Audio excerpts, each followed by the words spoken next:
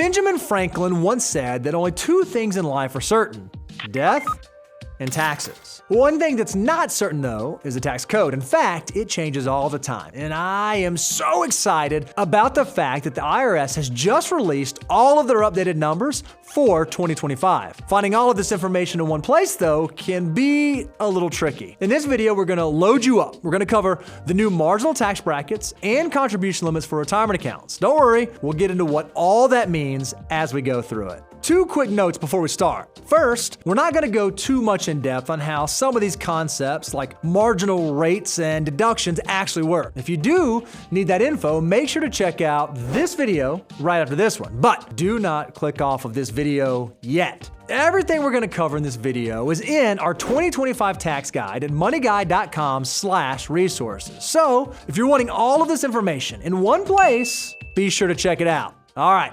let's dive in. So the first change is one that affects anyone earning an income in the United States. That is a change to our marginal tax rates. Your marginal tax rate is just a fancy term for the amount at which your next dollar is taxed. All right, are you ready? Here are the changes for single individuals. Don't worry, you don't have to have all of those memorized. What you really want to know is where is your income? For example, if your taxable income was $100,000 a year, your marginal tax rate as a single individual would be 22% because you fall in between the $48,476 and the $103,350. And for those married filing jointly, all of those income ranges are just double what they are for single folks. Well, almost. For those who are married filing jointly, these are your new marginal tax rates. The next big change is to retirement accounts, specifically to contribution limits of certain types of retirement accounts. Some of these numbers have remained the same from 2024, but we're going to go over all of the accounts and their limits regardless of whether they changed or not.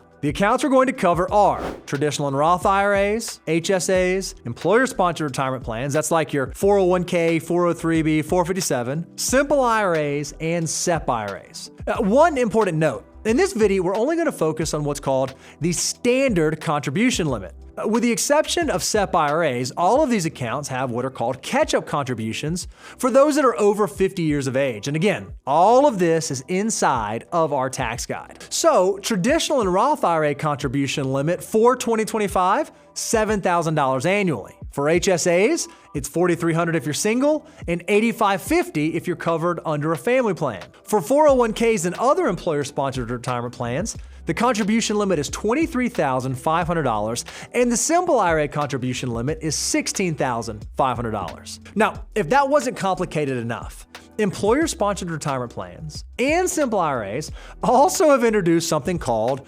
super catch-up contributions. These are additional catch-up contributions that can be made for anyone between the ages of 60 and 63. The IRS looks at your age at the end of the tax year, so if you're between 60 and 63 on December 31st, you may be able to take advantage of these, but these aren't required to be offered by your employer, so check to make sure that your employer has opted to offer these super catch-ups. And the last account, without any type of catch-up contribution available, is the SEP IRA. The reason it's a little different is because the SEP is fully funded by employer contributions. This account has a contribution limit to 25% of your compensation, but not to exceed $70,000 in 2025. That means if you make more than $280,000 a year, your contribution limit would be $70,000. Lastly, there are a few other types of accounts that have updated contribution limits. Those are flexible spending accounts, or FSAs, the ABLE account, and 529s. The flexible spending account has a contribution limit of $3,300, and the ABLE account's limit is $19,000.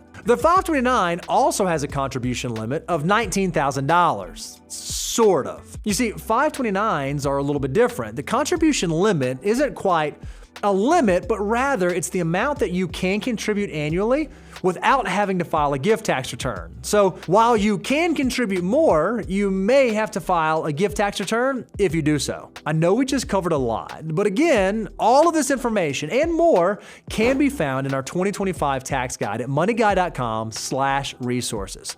Be sure to check it out. And before you go, make sure you subscribe if you haven't already.